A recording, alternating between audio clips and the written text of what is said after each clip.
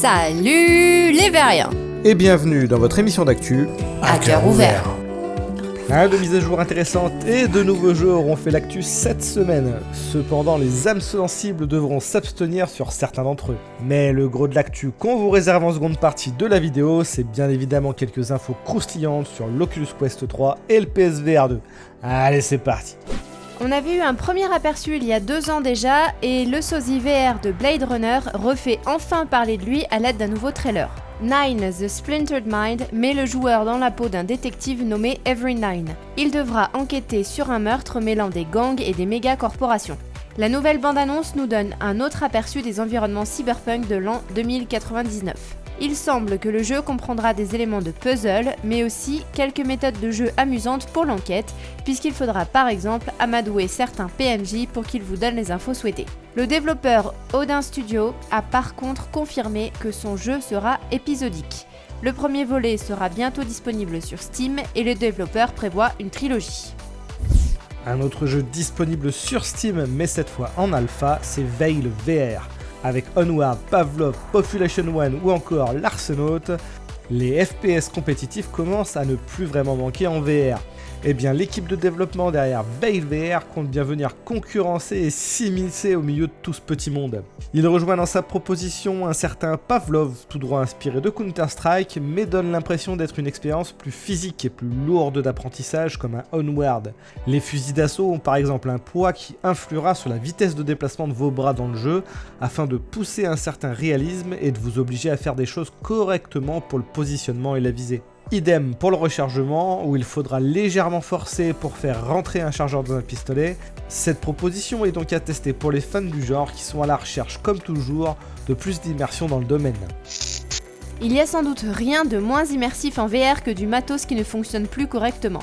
Et Valve propose donc enfin de remédier à ce problème en vous permettant de racheter un bon nombre d'équipements de remplacement à l'unité. La page de la boutique du kit complet Valve Index présente désormais les Valve Index contrôleurs gauche ou droite vendus séparément, les divers câbles du Valve Index ainsi que les mousses de remplacement. La mise à disposition de ces pièces de rechange pourrait indiquer que Valve commence également à ne plus avoir de problème de stock sur son casque, ce qui est plutôt une bonne nouvelle.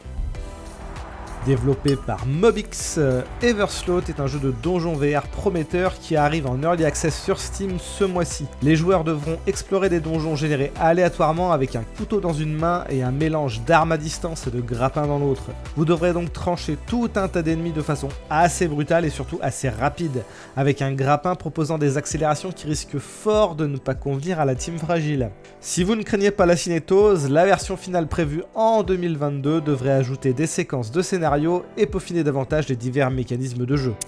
On enchaînera à nouveau avec de la découpe au gros couteau puisque les développeurs de l'excellent Sarento VR ont présenté leur nouveau jeu intitulé provisoirement Project Hellsweeper. Il s'agira très clairement d'un successeur spirituel à Sarento avec des mécanismes de jeu similaires, notamment pour les déplacements et les combats viscéraux. Le joueur pourra utiliser des armes de mêlée géantes et des pistolets pour abattre des forces démoniaques, mais aussi invoquer des boules de feu ou encore faire du lancer de hache. Bref, couper un ennemi en deux avant de lui écraser le cœur sur le sol a son petit charme pour les fans du genre.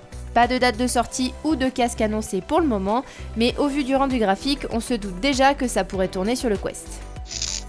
On continuera avec du donjon de type roguelike, puisque Überläufer, très inspiré d'un certain Wolfenstein, vous mettra dans la peau d'un soldat de la Wehrmacht des années 1940, emprisonné par les SS pour s'être opposé au régime nazi. Avec l'aide de la résistance, vous devrez rassembler des objets pour vous évader tout en vous battant ou en vous faufilant discrètement pour sortir d'un donjon généré de manière procédurale. Le studio indique que le joueur gagnera des points d'expérience tout le long de son parcours, qu'il pourra utiliser pour débloquer des éléments tels que des armes, des pièges ou des uniformes ennemis qui vous permettront de passer temporairement inaperçus.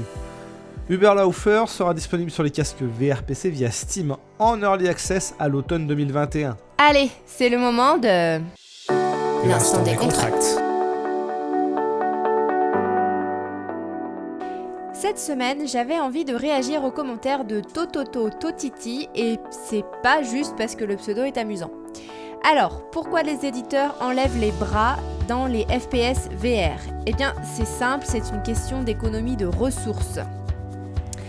Tu as la position des bras et des épaules non captées à gérer correctement pour que ce soit crédible et les textures de haute qualité en gros plan à afficher constamment. Ensuite et surtout, si on lance un sondage sur le site ETR, on doit probablement être sur un résultat de 60-40 concernant l'intégration des bras.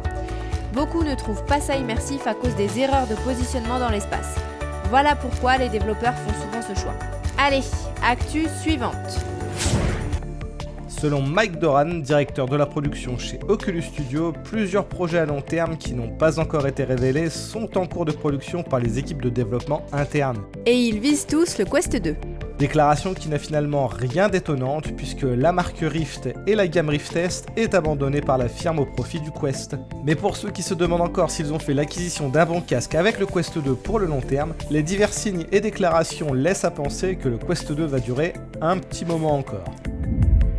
Mais quand la suite arrivera un jour, ça risque d'être grandiose, puisque lors d'un podcast entre Zuckerberg et Bosworth, on a appris que la firme travaille activement sur le contrôle des actions en VR et AR par la pensée. Tout comme l'équipe de Gabe Newell chez Valve, Facebook, par l'intermédiaire de son PDG, estime que la façon de contrôler les entrées est ce qui définit sans doute le mieux un produit en prenant comme exemple le clavier-souris pour le PC. D'une certaine manière, le saint graal de tout système de contrôle serait donc pour la firme l'interface neuronale, où vous pensez simplement à quelque chose et l'action est retransmise naturellement en VR.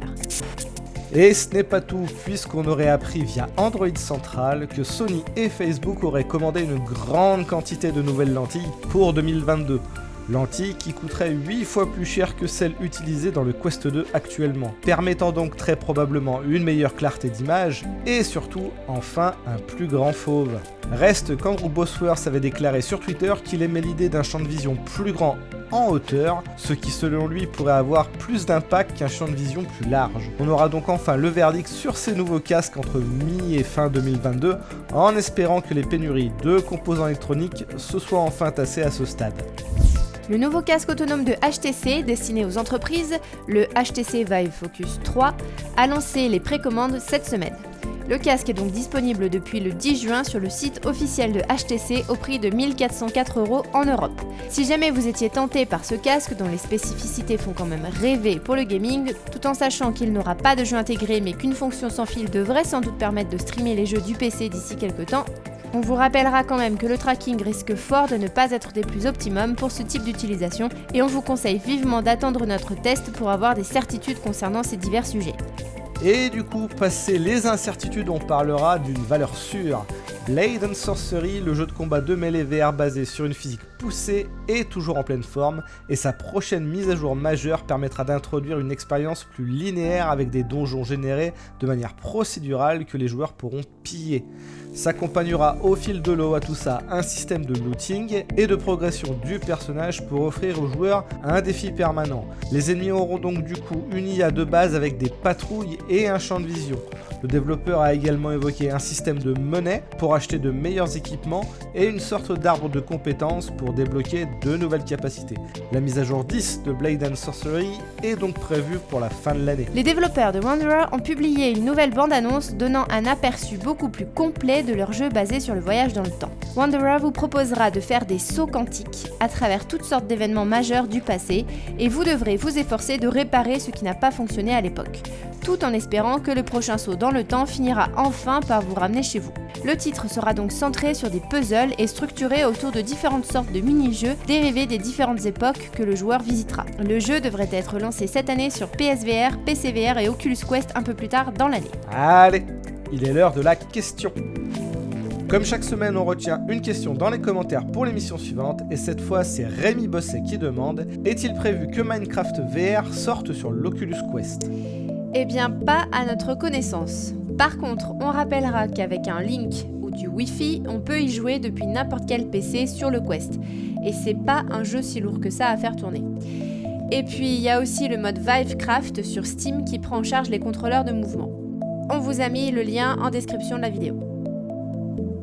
Et voilà, c'est fini pour cette semaine. N'oubliez pas de vous abonner et d'activer la cloche si ce n'est pas déjà fait, et que cette récap vous plaît bien évidemment. Et on vous dit à la semaine prochaine. Ciao ciao.